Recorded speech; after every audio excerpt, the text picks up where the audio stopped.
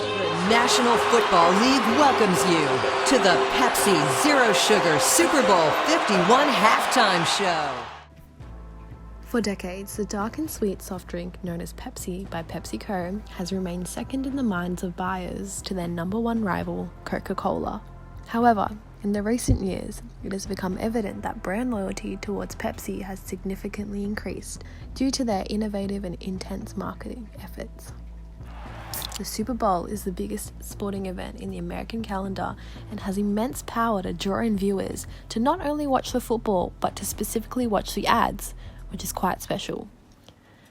The Super Bowl features three big events: the game, the halftime show, and commercials. With Pepsi being the official sponsor of the show, they made sure in 2019 to utilize the $500 million deal to the fullest with an innovative marketing campaign.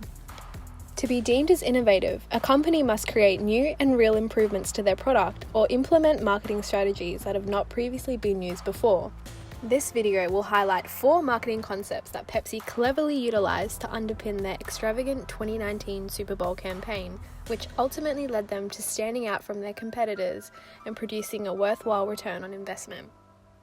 In the lead up to the big game, and as the official sponsor, Pepsi decided to have some fun with their marketing tactics. The game was hosted in Atlanta, which is known for being the city of Coca-Cola as it was pioneered there. However, Pepsi wanted to make it known who was in town by painting it blue. Literally, Pepsi plastered billboards, transit media, bins, and more with bold ads poking fun at their rival, like Pepsi in Atlanta, how refreshing. A marketing ploy like this is underpinned by the concept of geographical segmentation. Marketing segmentation involves analyzing a market with the aim of directing marketing focus towards smaller segments of buyers with distinct characteristics. There are 4 types of segmentation methods: geographic, demographic, behavioral, and psychographic. Pepsi's targeting of citizens in Atlanta indicates that the campaign has been geographically segmented to a specific city.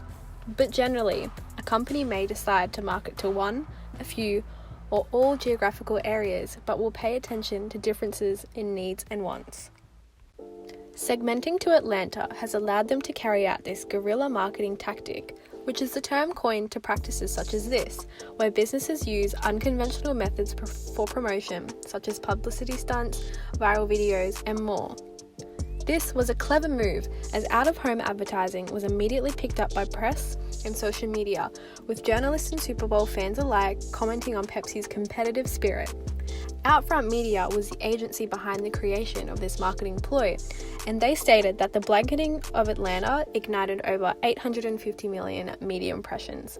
This statistic reflects significant ROI for Pepsi in terms of brand awareness and potential sales, but also how innovation and creativity were the key drivers of this outcome.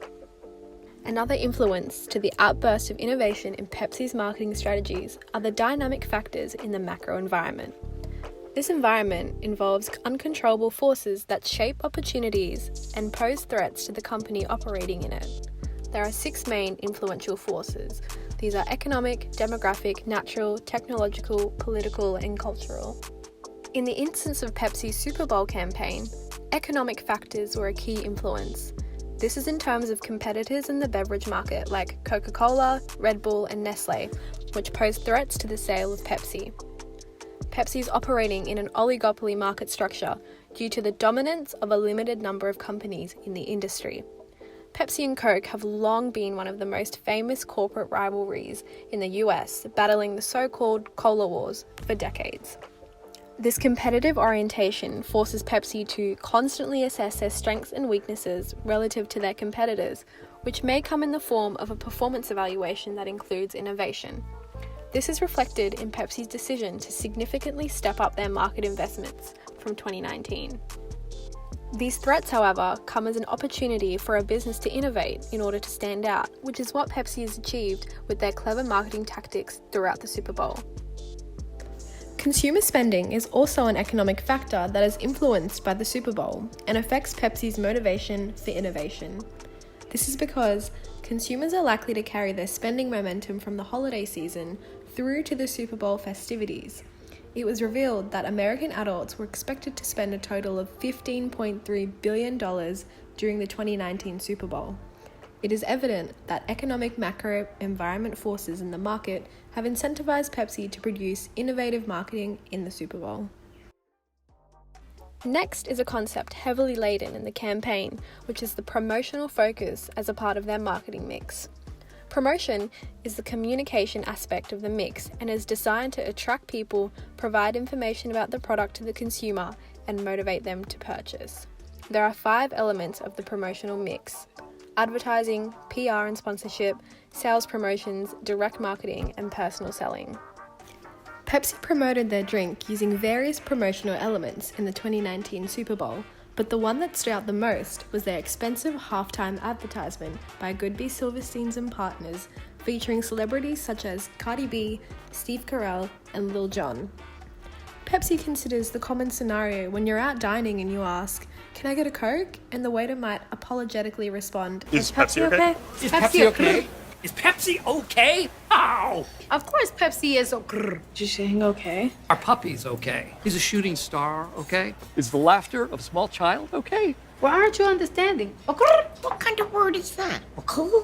I think it's Gaelic, like akarai. Okay. No, it's okay.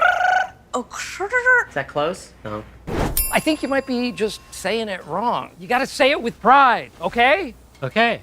Oh, yeah, kind of. Pepsi's more than okay. It's okay!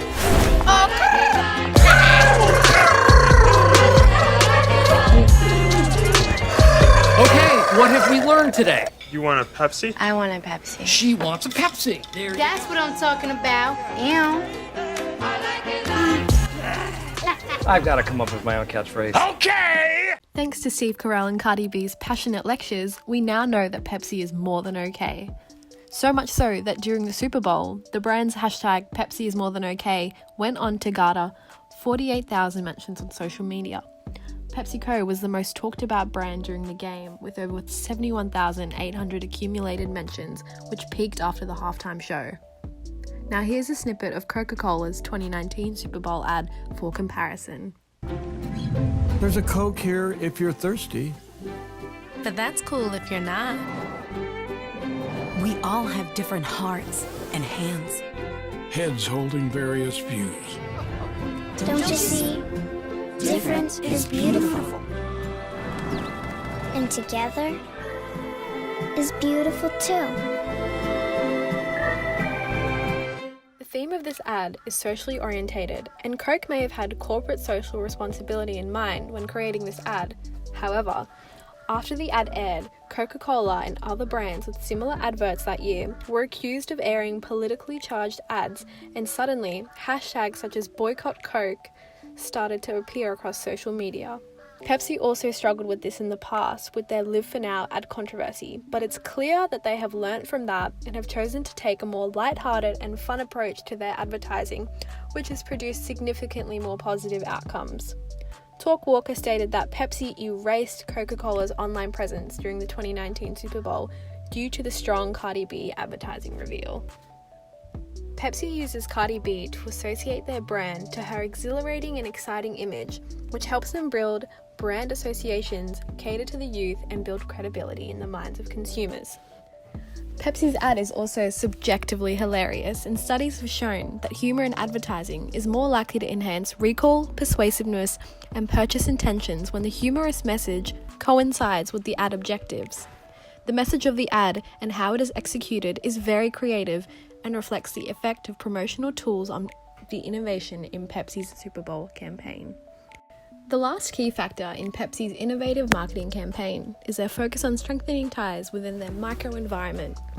This involves building relationships with suppliers, market intermediaries, competitors, various publics, and customers that combine to make up the company's value delivery network. In 2011, Pepsi co-signed a multi-billion-dollar sponsorship deal with the National Football League that is set to last for 10 years in an aggressive effort to increase sales in the US.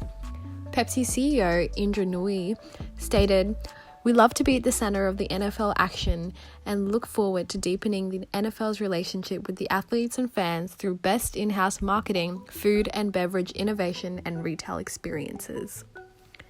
The Coke deal allowed them to have control of the Mercedes-Benz Stadium, which is a Coke venue, where there was no Coke signage and the Coke that was served had their labels removed. Their ability to showcase products and interact with tens of thousands of people is a large part of their ROI calculations. Pepsi's ability to leverage relationships in their microenvironment has allowed them to have supplier advantages and more targeted ways to promote their products, which has limited their competitors and created more potential customers. To summarise, Pepsi's 2019 Super Bowl campaign was a huge success for them as they chose to innovate the ways in which they marketed their product through the influences of concepts including their macro and microenvironment, segmentation variables, and promotional tools. So, what do we say if we're asked, is Pepsi okay?